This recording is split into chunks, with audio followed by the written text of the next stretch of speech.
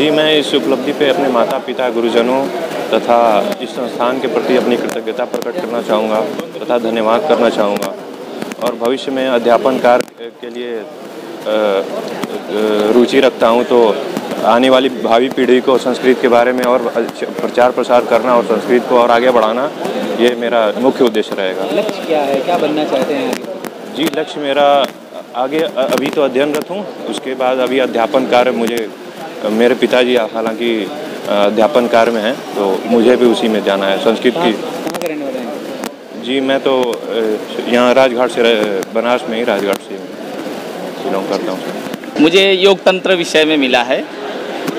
बात करें किसको इसका श्रेय देंगे और लक्ष्य क्या है? और इसका श्रेय मैं शुद्ध मेरे पूज्य जो गुरुजन हैं और विश्वविद्यालय के समस्त कर्मचारी गणों को देता हूं, क्योंकि यह सब चीज़ उन लोगों के आशीर्वाद स्वरूप एवं प्रेरणा स्वरूप ही संभव है, अन्यथा संभव नहीं है।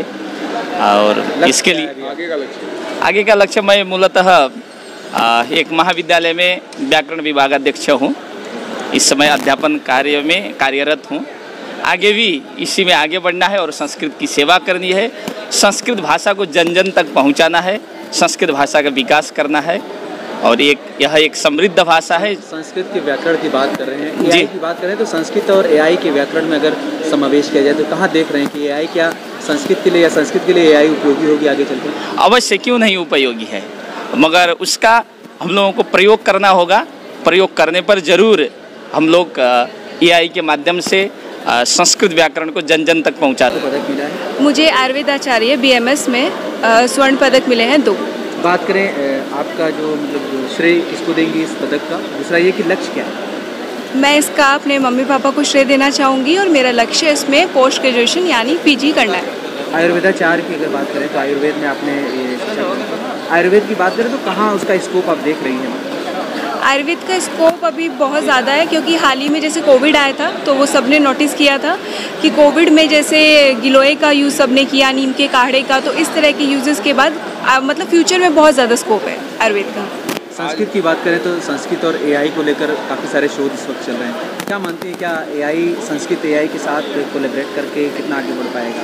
एआई अपनी फील्ड में है और संस्कृत अपनी फील्ड में है। मतलब संस्कृत बहुत प्राचीन भाषा है और एआई उसका कंपैरिजन मेरे ख्याल से नहीं कर सकता, बट एआई अपनी फील्ड में मतलब सुपीरियर है और संस्कृत अपनी जगह पे। दोनों अलग अलग साथ लाकर कुछ नया इनोवेशन किया जा सकता है? हाँ, वो चीज़ ऑब्वियसली दोनों को साथ लाके की जा सकती है, पर दोनों सेपरेटली अपने अपने मतलब फील्ड में एक अच्छा अलग अलग जगह पे रखते जाते हैं।